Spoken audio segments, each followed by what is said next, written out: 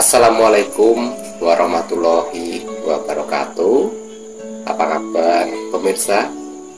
Salam Om Swastiastu, Namo Buddhaya, dan salam kebajikan. Pemirsa, seringkali tidak sedikit dari kita yang kurang paham terkait pengesahan dan pengijazahan yang dijalankan oleh suatu perguruan. Mereka menganggap pengesahan dan pengijazahan itu sama dengan pengisian kodam ilmu. Makanya yang masih awam akhirnya mereka kebingungan. Mereka menganggap ikut perguruan itu setelah lulus ujian dan disahkan lalu diisi ilmu atau kodam oleh perguruan. Tapi setelah mereka menjalani pengesahan, ternyata apa yang mereka bayangkan tidak sama dengan apa yang mereka hayalkan. Nah, dari kerancuan kesemua itulah, melalui video ini akan saya bahas agar pemirsa yang kurang paham bisa lebih paham.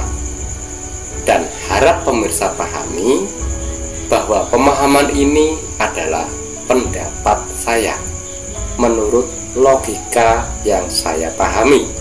Jika ada perbedaan ya tidak jadi masalah, karena perbedaan pendapat itu sah-sah saja, asal tidak membuat saudara kita terjerumus pada arah jalan yang salah. Baiklah, sekarang akan saya bahas dan silakan disimak baik-baik. Pasukan keramat bergerak secepat kilat. Pasukan keramat mengabdi hingga kiamat.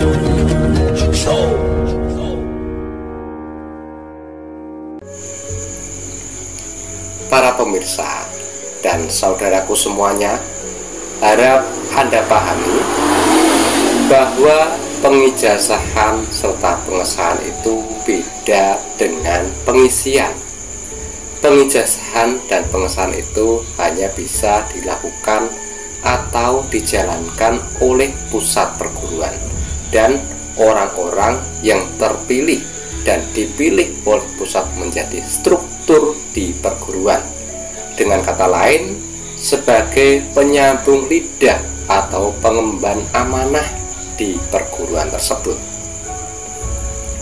Contoh mudahnya seperti sekolah formal SD, SMP, dan SMA yang bisa meluluskan dan mengesahkan serta memberikan ijazah pada murid hanyalah mereka yang punya wewenang di lembaga tersebut.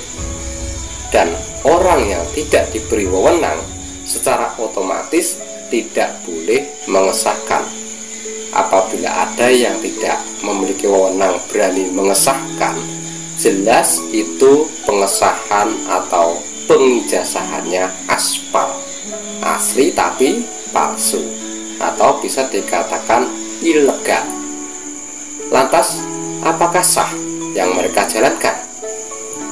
Ya, pendapat saya sah menurut legalitas tulis, tapi tidak sah menurut hukum pembacaan sumpah dan hukum mengesahkan keilmuan. Jadi hasil yang mereka peroleh mungkin ilmu bisa mereka dapat, namun tidak dengan keberkahan ilmunya. Ini kalau kita artikan secara logikanya. Karena sesuai dengan makna serta artinya pengesahan dan pengijazahan, berarti di sini para anggota yang baru tersebut diberi wewenang atau izin, atau dengan kata lain diperbolehkan mempelajari keilmuan yang diajarkan di perguruan. Yang membolehkan siapa? Ya otomatis pimpinan perguruan beserta para pengurus perguruan yang diberi hak dan wewenang. Selebihnya ya tidak boleh karena tidak punya wewenang. Sekali lagi, berarti yang ikut pengesahan tidak melalui pengurus yang diberi wewenang secara otomatis tidak sah. Para pemirsa yang punya logika dan saudaraku yang masih waras dan tunduk pada aturan, otomatis paham tentang hal ini. Namun sebaliknya, yang nggak waras dan suka melawan aturan, otomatis ya nggak paham. Andaikan paham, kepahaman mereka masih tertutupi oleh hawa nafsu dan ambisi-ambisi keserakahan, dan ingin punya nama atau ingin dianggap paling berguna, meski kenyataannya mereka tidak berguna, ya kan? Sekarang kita beralih ke pembahasan pengisian. Nah, seperti yang saya sebutkan tadi, pengisian beda dengan pengesahan. Kalau pengesahan itu disahkan atau pemberian izin untuk menggunakan ilmu yang diajarkan. Istilah lain, diberi wadah ilmu supaya ilmunya bermanfaat. Dan kesemua itu bermaksud untuk pengembangan kemampuan jasmani dan rohani dari para murid tersebut. Sedangkan pengisian itu tidak diberi wadah ilmu, namun dalam tubuh sang murid disalurkan kekuatan mistik, diberi kodam dari luar tubuh sang murid, dan hasilnya murid tersebut memiliki power atau kekuatan yang besar untuk melakukan hal-hal di luar nalar manusia. Lantas, apa yang diisikan? Yang diisikan yaitu khodam, dan paling banyak khodam dari bangsa jin. Lantas, apa bahaya dan akibatnya? Bahayanya, kita akan dikendalikan oleh bangsa jin yang diisikan ke tubuh tersebut, dan akibatnya kemusyrikan yang kita peroleh. Secara otomatis kita melanggar hukum agama. Akibat yang lebih parah, kita akan mengalami kesengsaraan dunia hingga akhirat nanti. Sangat beda jauh dengan pengijazahan dan pengesahan. Pengesahan lebih memaksimalkan kemampuan yang ada dalam jiwa atau rohani kita, dan hasil dari pengesahan bisa dijalankan sesuai aturan, ya.